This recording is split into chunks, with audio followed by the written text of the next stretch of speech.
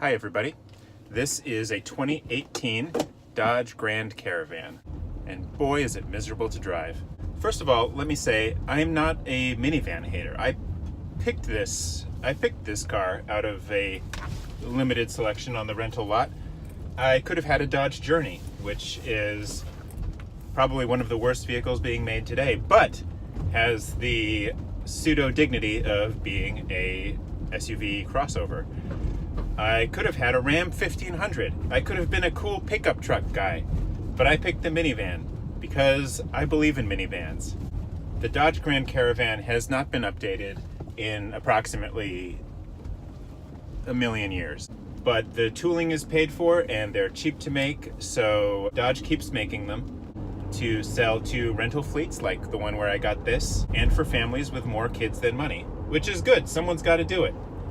The new Chrysler minivan, the Pacifica, is gorgeous, and I'd love to drive it. This is not that minivan. When I started driving this van, I hated everything about it. The seats are stupidly uncomfortable. You sit up way too high. I might as well be in an SUV, which is not actually a feeling I like. I don't like being up this high. The whole box felt tinny and noisy, and only one speaker on the radio was working. I drove around like that for a while, until I noticed that this thing only has about 12,000 miles on it. How could a piece of junk like this only have 12,000 miles? Then I realized the speakers probably didn't all break in just 12,000 miles. And so I checked, and it turned out whoever had this before me changed the balance on the stereo so that all of it was directed to that corner. I recentered the sound, and the whole car seemed to drive better. There's some crazy psychological effect of having all of the sound come out of one speaker, and it throws off the whole balance of the car. Maybe it does something to your inner ear. Once I centered the sound, the whole experience was better. The seats are still uncomfortable. I'm still sitting too high, but I didn't think about it as much. Driving this thing was so miserable you would turn into oncoming traffic just to make it end.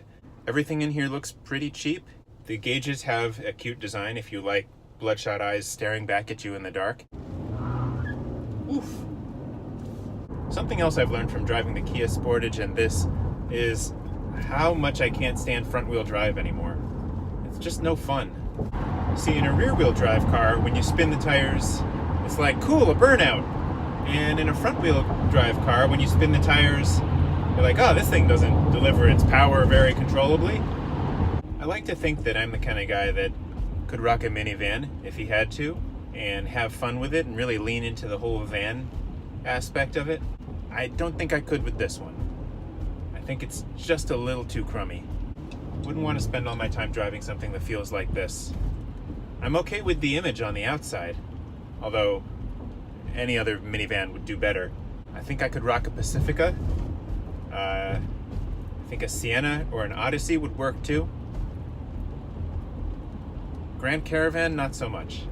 A Grand Caravan is a beast of burden. It's a vehicle of necessity. You get one of these because you need it, and you can't get anything else. When I was a kid, my parents entertained the notion of a minivan. They took me to the lot, and we test drove a Plymouth Voyager, and a Dodge Caravan, and a Chrysler Town & Country, and I could not for the life of me figure out why those were supposedly from different brands. They were amazingly identical, and I was so disappointed when we did not buy any of them. Kids love minivans. It's a lot of fun. The sliding doors are cool, the 3 rows are cool, the captain's chairs are cool. If you're a kid, there's no downside. It's like a little house on wheels. Your family's the A-team, and this is their A-team van. The kids don't know what that means, but they feel it. Every kid wants to be part of the A-team, whether they know it or not. That's what the show is based on. Dad gets to be Mr. T. Or Mom. Mom gets to be Mr. T. Maybe that'll make moms feel better about driving minivans. Just imagine yourself with a mohawk. If I had a minivan, I would for sure paint an A-team stripe on the side. Honestly, that's the whole reason I'd want a minivan. You can't be the A-team in a Ford Explorer. You need the sliding door. This van has basically the same footprint as my car, but with a ton more space inside. So it's the kind of thing that makes me wonder, what am I doing? Then you drive it and you're like, oh, okay. There's a Honda Odyssey. That thing looks sweet. If you want to start lusting after minivans, get in this minivan and then look at other minivans. You can't see it when you're in a car. You gotta be in a Grand Caravan. Now that thing looks sleek. wonder how the other minivans drive. I have to believe they drive better than this. But when this was new, was it good? Dodge, Chrysler, Plymouth invented the minivan. The Voyager, Caravan, Town and Country, those were pioneers in the category. Minivans didn't exist before that. So they're the standard bearers. This was designed in the mid-2000s, what Mopar fans know as the dark ages of Chrysler, when they were owned by Cerberus, Mercedes, and they got gutted and had all their assets poured into the German side of the company, while American products were left to wither on the vine. And that's when we got this. So, is that the problem? Was this made during those desperate cost-cutting years, and that's why it's crummy? Or was this good in 2005? I'm low on gas. That lady's texting. She's full on texting. Of course, I'm talking to a camera, so, you know.